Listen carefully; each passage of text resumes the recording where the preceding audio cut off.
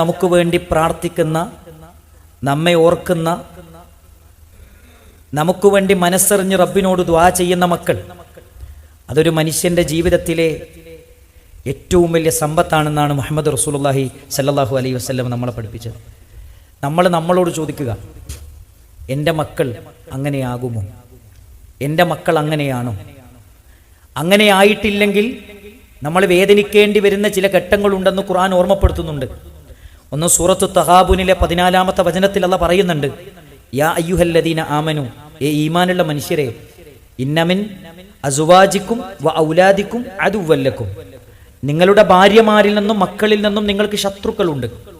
ഫഹ്ദറുഹും, നിങ്ങൾ സൂക്ഷിക്കണം, ജാഗ്രത പാലിക്കണം. ഫഹ്ദർ എന്ന അറബി പദത്തിന് അതിൻ്റെ യഥാർത്ഥ മലയാളം ജാഗ്രത പാലിക്കണമെന്നാണ്. എന്നിട്ട് ഖുർആൻ പറയുന്നത്, വ ഇൻ തഅഫു, നിങ്ങൾ അവരോട് വിട്ടുവീഴ്ച ചെയ്യണം. വ തഗ്ഫിറു, നിങ്ങൾ അവർക്ക് പുറത്തു കൊടുക്കണം. അള്ളാഹു എല്ലാം പൊറുക്കുന്നവനാണ്.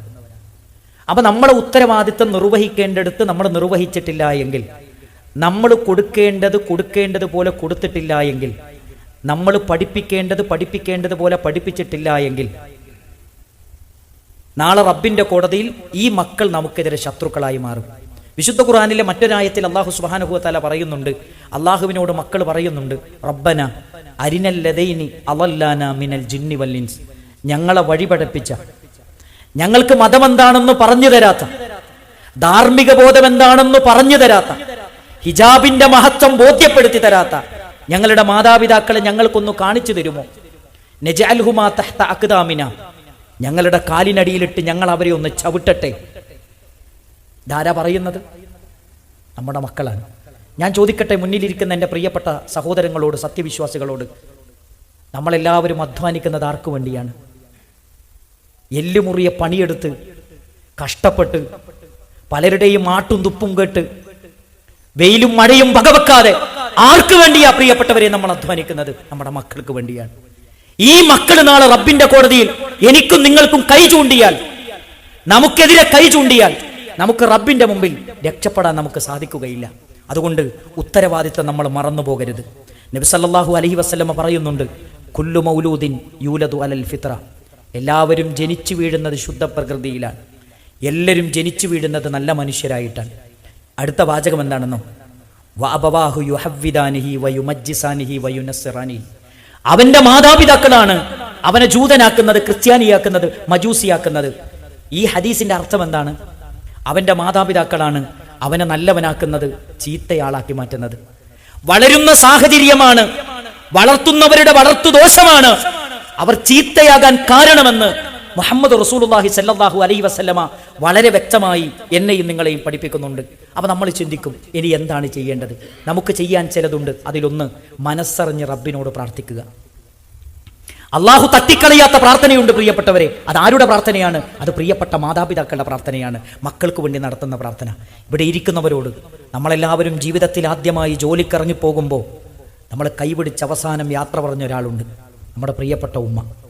കൈപിടിച്ച് യാത്ര പറയും ഉമ്മയോട് നമ്മൾ പറഞ്ഞൊരു വാചകമുണ്ട്, ഉമ്മ ജോലി കിട്ടുമോ, എന്നെ അവിടെ സ്ഥിരാക്കോ, ഒരുറപ്പില്ല, പ്രാർത്ഥിക്കണം. ഉമ്മ കൈപിടിച്ച് മാറിലേക്ക് ചേർത്ത് പിടിച്ച് നെറ്റിത്തുടത്തിലൊരു മുത്തം നൽകി പറയുന്നൊരു വാചകമുണ്ട്, എൻ്റെ കുട്ടിക്ക് വേണ്ടി ഉമ്മ പ്രാർത്ഥിക്കും. ലോകത്തൊരു മനുഷ്യനും കൊടുക്കാൻ കഴിയാത്ത കോൺഫിഡൻ്റ് ആണ് ഒരു ഉമ്മക്ക് മക്കൾക്ക് കൊടുക്കാൻ പറ്റുന്നത്. പ്രിയപ്പെട്ട ഉമ്മമാരെ, പ്രിയപ്പെട്ട ഉപ്പമാരെ, മനസ്സറിഞ്ഞെന്നെങ്കിലും ഫുൾ A+ കിട്ടണം മോന് എന്ന് പ്രാർത്ഥിക്കുന്നതിന് പകരമായി, എൻ്റെ മോനൊരു നല്ല മോനാക്കണേ അല്ലാ, ധാർമ്മിക ബോധമുള്ള, സംസ്കാര സമ്പന്നനായ, 5 നേരം നിസ്കരിക്കുന്ന, ഒരാളെ കൊണ്ടും പറയിപ്പിക്കാത്ത, എന്നാൽ ഭൗതിക തലത്തിൽ ഏറ്റവും ഉന്നതമായ നിലവാരം പുലർത്തുന്ന, വിദ്യാഭ്യാസം നേടുന്ന ഒരു മകനാക്കണേ എന്ന് പ്രാർത്ഥിക്കാൻ എൻ്റെ പ്രിയപ്പെട്ട രക്ഷിതാക്കളെ നമുക്ക് സാധിച്ചിട്ടുണ്ടോ? നമ്മൾ ആലോചിക്കണം. നമ്മൾ ചിന്തിക്കേണ്ട കാര്യമാണ്. നമ്മുടെ ഉത്തരവാദിത്തം നിർവഹിച്ചിട്ടില്ലെങ്കിൽ നമ്മുടെ മക്കൾ ഒരിക്കലും നന്നാവുകയില്ല. നിങ്ങൾ നോക്കൂ, പ്രവാചകന്മാരെ പ്രാർത്ഥിച്ചിട്ടുണ്ട്. ഇബ്രാഹിം നബി അലൈഹിസ്സലാം തന്റെ മക്കൾക്ക് വേണ്ടി, ഇബ്രാഹിം നബി അലൈഹിസ്സലാം പ്രാർത്ഥിക്കുന്നത് ഇങ്ങനെയാണ്, റബ്ബി ജഅൽ ഹാദൽ ബലദ ആമിനൻ വജ്നുബ്നി വബനിയ അൻ നഅബുദൽ അസ്നാം. അല്ലാഹുവിനോട് പ്രാർത്ഥിക്കുന്നുണ്ട്, അല്ലാഹുവേ, എന്നെയും എൻ്റെ മക്കളെയും വിഗ്രഹങ്ങളെ ആരാധിക്കുന്നതിൽ നിന്ന് ഞങ്ങളെ അകറ്റണമേ എന്ന് പ്രാർത്ഥിച്ചു ഇബ്രാഹിം നബി അലൈഹിസ്സലാം.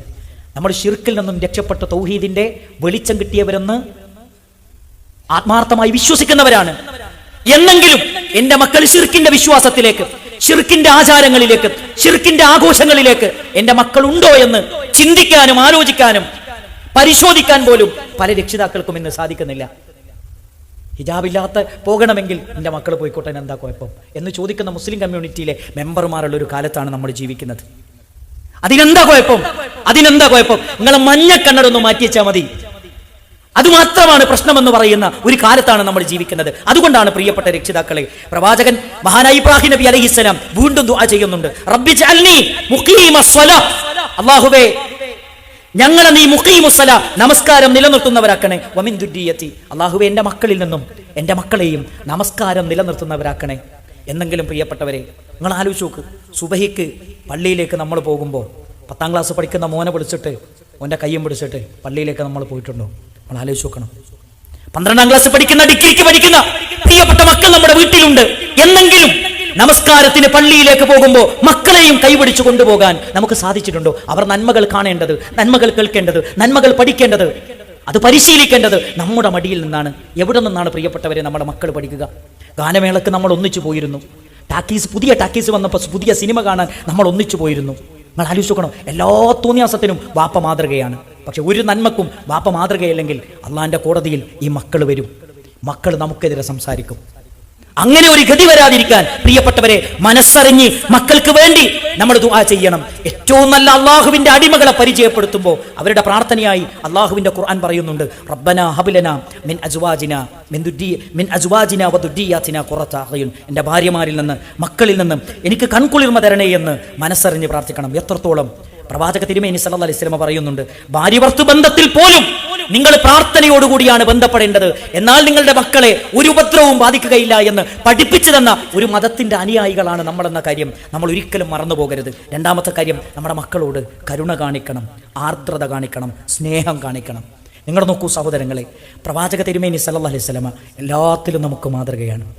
എത്ര മനോഹരമാണ് ആ ജീവിതം, എത്ര രസകരമാണ് ആ ജീവിതം. മുഹമ്മദ് മുസ്തഫ സല്ലല്ലാഹു അലൈഹി വസല്ലം നമ്മളാണെങ്കിൽ ഏത് സമയത്തും മക്കളെ ചീത്ത പറയുകയും ശിക്ഷിക്കുകയും ചെയ്യുക എന്നത് മാത്രമാണ് ഒരു പിതാവിന്റെ ഉത്തരവാദിത്തമെന്നാണ് ചില രക്ഷിതാക്കൾ മനസ്സിലാക്കിയത്, ചില പിതാക്കൾ മനസ്സിലാക്കിയത്. നിങ്ങൾ നോക്കൂ സഹോദരങ്ങളെ, ചില മക്കൾക്ക് മാതാപിതാക്കൾ, പിതാവ് വീട്ടിലേക്ക് വരുന്നു എന്ന് തന്നെ പറയുന്നത് പേടിയാണ്. മാത്രമല്ല ചില ആളുകൾക്ക് വെറുപ്പാണ്. ചില ആളുകൾ വർഷങ്ങളായി പിതാവിനോട് മിണ്ടിയിട്ട്. ഇങ്ങനെയൊക്കെയുള്ള വീടുകൾ നമ്മുടെ ചുറ്റുപാടുകളിലും ഉണ്ട് എന്ന കാര്യം നമ്മൾ ഒരിക്കലും മറക്കരുത്. നിങ്ങൾ നോക്കൂ, റസൂലുള്ളാഹി സ്വല്ലല്ലാഹു അലൈഹി വസല്ലം പറയുന്നുണ്ട്, മക്കളെ ചുംബിക്കുക എന്നത് മക്കളോടുള്ള കാരുണ്യത്തിൻ്റെ അടയാളമാണ്.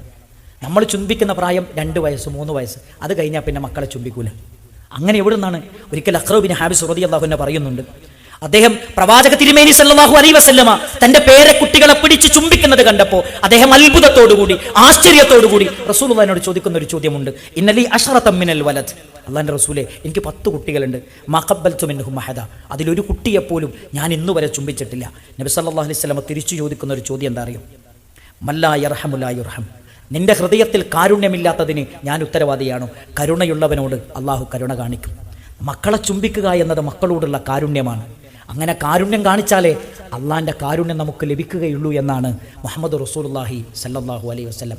മക്കളെ ചേർത്തു പിടിക്കണം, അവരെ സ്നേഹിക്കണം, അർഹിക്കുന്ന പരിഗണന കൊടുക്കണം.